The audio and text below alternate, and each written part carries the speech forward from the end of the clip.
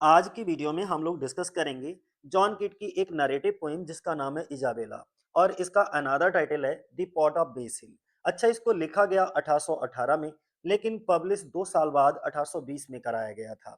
ठीक है, और ये जो स्टोरी है ना, वो बोकैसियो की डेकामोरान पर आधारित है। तो चलो शुरुआत कर लेते हैं। सबसे पहला क्वेश्चन हमारा क्या है, बोला गया Isabella is primarily a poem. तो कैसी पोइम है ये? एक नरेटिव पोइम है, यानी कि सी ऑप्शन हमारा क्या हो जाएगा, सही हो जाएगा। दूसरा क्वेश्चन है हमारा इजाबेला इज रिटन इन। ये जो इजाबेला है वो कब लिखी गई?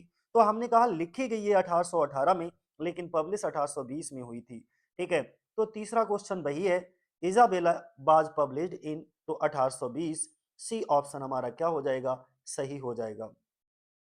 सब title of the Isabella, Isabella का सब टाइटल आपको बताना है तो द पॉट ऑफ बेसिल होता है, यानी कि बी ऑप्शन हमारा क्या हो जाएगा, सही हो जाएगा।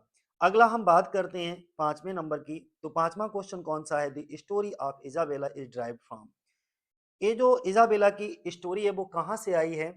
ठीक है, इसकी कहानी कहाँ से ली गई है? तो डेकामोरान से ली गई है। अभी अभी हमने बताया था बोकैसियो की डेकामोरान। ठीक है, तो सी ऑप्शन हमारा क्या हो जाएगा, सही हो जाएगा। अगला क्वेश्चन है हमारा, the original author of Decameron is. हमने क्या बताया, बोकेशियो है। ठीक है, तो बोकेशियो की डेकामोरान से इसकी कहानी को लिया गया है। अगला क्वेश्चन है हमारा, लोरेंजो इज डिस्क्राइब्ड एज। 7वें नंबर का क्वेश्चन, लोरेंजो को एक मामूली नौजवान के तौर पर बताया गया है, अ हम्बल यूथ। तो क्या बना जाएगा, described as a humble youth. 8वें नंबर का क्वेश्चन है, बोला गया लोरेंजो बाज एम्प्लॉयड बाई, यानी कि लोरेंजो को किसके, इजाबेला के भाई ने काम पर रखा था। तो कौन सा ऑप्शन हो जाएगा, इजाबेलास ब्रदर्स, यानी कि सी ऑप्शन। अगला क्वेश्चन है हमारा, इजाबेलास ब्रदर आर पोर्ट्रेड एज। जो इजाबेला के भाइयों को जो है व्यापारी भाई के तौर पर दिखाया गया है, तो एक मर्चेंट ब्रदर होता है। तो बी ऑप्शन हो जाएगा, इजाबेलास ब्रदर्स आर पोर्ट्रेड एज, दिखाया गया है मर्चेंट ब्रदर्स के तौर पर। अगला क्वेश्चन है 10 नंबर का, बोला गया दी ब्रदर्स अपोज इजाबेलास लव बिकॉज। जो भाई होते हैं यानी कि इजाबेला के, वो इजाबेला के प्यार का विरोध करते हैं क्योंकि लोरेंजो गरीब है। ठीक है, Lorenzo is poor, B option. अगला क्वेश्चन है हमारा, the faith of Lorenzo is. 11 नंबर का, लोरेंजो की किस्मत कैसी है? तो लोरेंजो की किस्मत है, यानी कि he is murdered. The faith of Lorenzo is, तो द ब्रदर्स मर्डर्ड लोरेंजो, यानी कि उसका मर्डर कर दिया जाता है, जो उसके भाई होते हैं इजाबेला के, उनके द्वारा। ठीक है, तो सी ऑप्शन हमारा क्या हो जाएगा, सही हो जाएगा।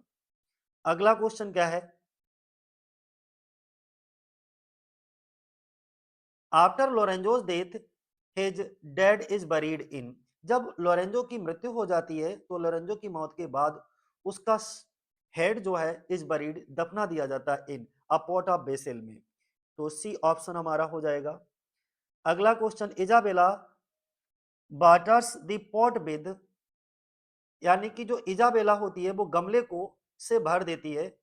अब किससे भर देती है, हर टीयर्स, अपने आंसुओं से। Isabella waters the pot with her tears, D option. 14 नंबर का क्वेश्चन देखो क्या है, बोला गया the dominant emotion in the poem is. इस पोएम का जो डोमिनेंट इमोशन है, मुख्य भावना है, वो क्या है? तो दुखद प्रेम, ट्रेजिक लव दिखाया जाता है।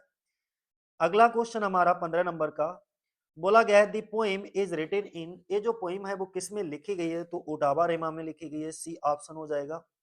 अगला क्वेश्चन है, ओटावा रेमा ट्रेडिशनली कंसिस्ट ऑफ।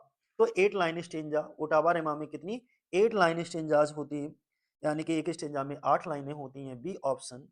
अगला 17 नंबर का क्वेश्चन है, the narrative technique of the poem shows, यानी कि इकोनॉमी ऑफ वर्ड्स,